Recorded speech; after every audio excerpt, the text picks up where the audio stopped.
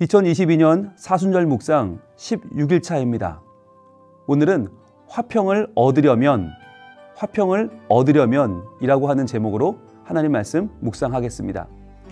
오늘의 본문은 이사야 32장 17절 말씀입니다.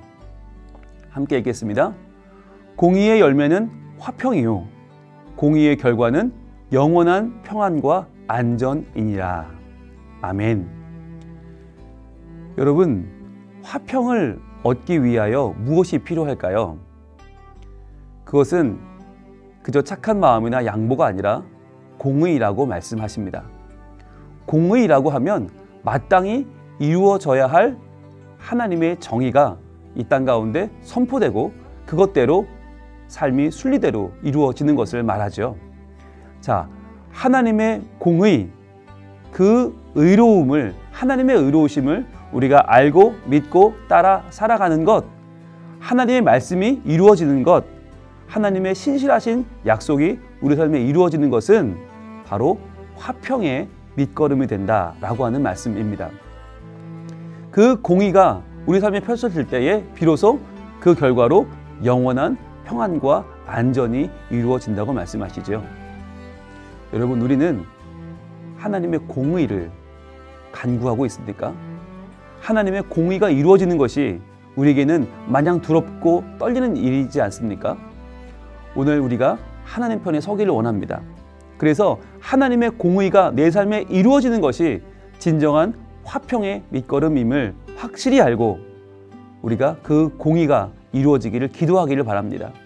하나님의 공의가 있어야만 우리는 화평을 누릴 수 있고 영원한 평안과 안전을 누릴 수 있기 때문입니다.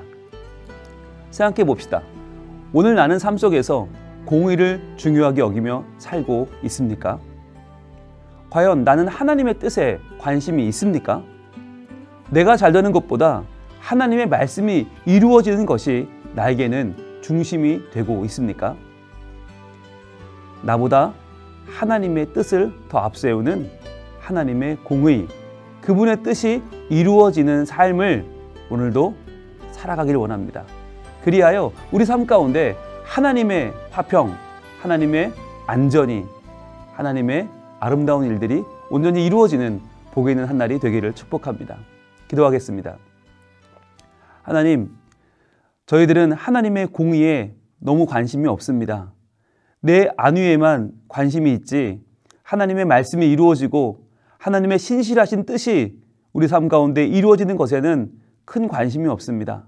하나님, 그러나 이제 이 공의가, 하나님의 공의가 화평을 이루는 밑거름임을 저희들 다시 한번 깨닫게 되었습니다.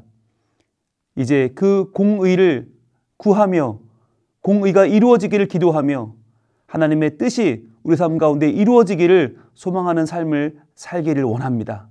하나님, 말씀대로 되게 하여 주시고 하나님의 뜻이 이루어지게 하여 주시고 우리의 삶이 하나님께로 오늘도 믿음으로 더 나아가는 복 있는 삶이 되게 하여 주옵소서. 예수님 이름으로 기도합니다. 아멘.